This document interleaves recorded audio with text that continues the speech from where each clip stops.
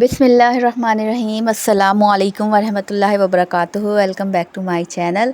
Mustafa home kitchen में खुशामदीद है। आज मैं बहुत ही डीपली आप लोगों को गाइड करूंगी कि पिज़्ज़ा आप घर पे बआसानी किस तरीके से बना सकते हैं। इसकी सारी मेजरमेंट्स बताऊंगी और इसमें क्या क्या चीज़ें दरकार हैं, क्या क्या स्पाइसेस हम ऊपर से ऐड करते हैं जो इसका ज़ायका जो है बहुत अच्छा आ जाता है।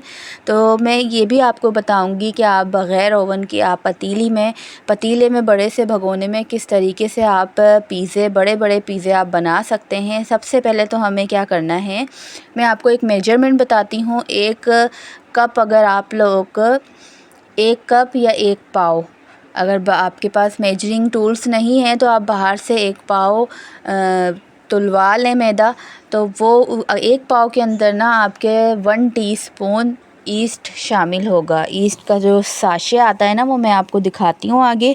वो अगर आपके पास साशे है तो वो फ्रेश साशा होगा आपके पास, तो बिल्कुल अच्छा पिज़्ज़ा बनेगा। अगर आपका ये साशे बहुत पुराना है, खुला हुआ है, कहीं से इसके अंदर एयर जा रही है, तो ये बिल्कुल बेकार है, आप बिल्कुल इसको फेंक दें। नया साशे जब भी आप पिज़्ज़ा बनाएं तो एक नया साशा निकालें और या ख़रीद कर ले आएँ, तो उससे बनाएंगे तो आपका रिज़ल्ट बिल्कुल परफेक्ट आएगा। तो यहाँ पर मैंने क्या किया है, 1 किलो मैदा लिया है, यानी 4 कप। 4 बड़े वाले जो कप होते हैं वो 1 किलो ही हमारा मैदा बनता है। इसमें मैंने ऐड किया है milk powder, 2 table spoon milk powder. कोई सा भी ले लें आप, नीडो ले लें, एवरीडे ले लें, कोई सा भी हो, खुला हुआ भी हो, फुल क्रीम मिल्क जो आता है वो आप इसके अंदर ऐड कर सकते हैं। दूध से क्या होता है, थोड़ा सा ना बहुत अच्छा टेस्ट आता है इसके अंदर और सॉफ्टनेस बहुत अच्छी आती है, जायका भी बहुत अच्छा आता है। बस 2 टेबल स्पून मैंने इसके अंदर शुगर ऐड की है, हस्बे ज़रूरत नमक ऐड किया है, थोड़ा सा ऑयल डाला है और उसको बिल्कुल आप सब चीज़ें मिक्स करके पानी से गूँदें और बिल्कुल सेट होने के लिए छोड़ दें। तो थोड़ा सा सेट हो जाएगा तो फिर आप हाथ से की मदद से इसको अच्छी तरीके से फाइन के, जैसे हम आटे को मुक्कियाँ लगाते हैं ना, बिल्कुल चिकना आटा हो जाता है, वैसे हम बाद में करेंगे। अभी तो बिल्कुल छोड़ दिया है मैंने साइड में कवर करके। यहाँ पर मैं चिकन, मैंने बोनलेस की छोटी छोटी बोटियाँ बना ली थी। उसको मैंने क्या किया, कोई से भी ब्रांड का आप टिक्का पाउडर ले लें, चिकन टिक्का पाउडर, वो मैंने इसके अंदर ऐड किया है। थोड़ा सा नमक, थोड़ी सी काली मिर्च और थोड़ा सा चिकन पाउडर। चिकन पाउडर नहीं है तो आप मैगी का साशे डाल सकते हैं, कोई इसमें हार्ड एंड फास्ट रूल नहीं है। यहाँ पर देखें अभी राइस नहीं हुआ है। अब यहाँ पर थोड़ी देर बाद मैंने देखा था ये बिल्कुल अच्छी तरीके से फुल हो गया था हमारा बाउल। तो मैं क्या करूँगी, इसमें इसको अच्छी तरीके से गूँधूँगी। गूँधने से क्या होता है कि इसकी ईस्ट की जो ख़मीर की जो स्मेल होती है ना, वो भी ख़त्म हो जाती है और बिल्कुल सॉफ्ट और फ्लफ़ी सी आपके पास डो पिज़्ज़े की तैयार हो जाती है। इतना आपको हथेलियों से गूँधना है कि बिल्कुल ये स्मूथ हो जाए, इसके अंदर कोई भी गुठली ना हो, कोई हार्डनेस नहीं हो इसके अंदर, बिल्कुल सॉफ्ट स्मूथ आपके पास आटा रेडी हो जाए। और यहाँ पर मैंने इसको बिल्कुल स्मूथ कर लिया था, उसको 4 पीसेस में डिवाइड कर लिया था। 2 छोटे पीसेस बनाए थे, 2 बड़े, यानी 2 मीडियम साइज़ के मैं पिज़्ज़े बनाऊंगी और 2 लार्ज पिज़्ज़े बनाऊंगी। आप इसके अंदर 5 से 6 पिज़्ज़े भी, आप स्मॉल पिज़्ज़े भी बना सकते हैं। आपकी पतीले के ऊपर है कि आपका पतीला कितना बड़ा है और आपकी फैमिली कितनी है, आप कितना एडजस्ट कर सकते हैं चूल्हे के ऊपर। तो यहाँ पर मैं अच्छी तरीके इसको ना बिल्कुल रोटी की तरह बेल लूँगी।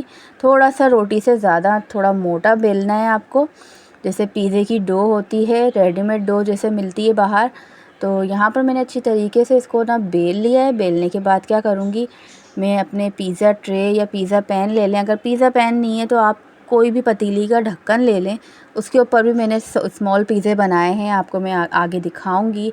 और यहाँ पर मैंने इसको नीचे ऑयल लगा के और अच्छी तरीके से सेट होने के लिए रख दिया। जब तक मैं अपनी वेजीज़ काट लेती हूँ। वेजीज़ में सिर्फ मेरे पास शिमला मिर्च है और टमाटर हैं, और इसके अलावा आप प्याज भी डाल सकते हैं, ब्लैक ऑलिव्स भी डाल सकते हैं, ग्रीन ऑलिव्स भी डाल सकते हैं, जो आपके पास अवेलेबल हो, जो आपके घर वालों को, बच्चों को पसंद हो, वो आप इसके अंदर वेजीज़ ऊपर डाल सकते हैं।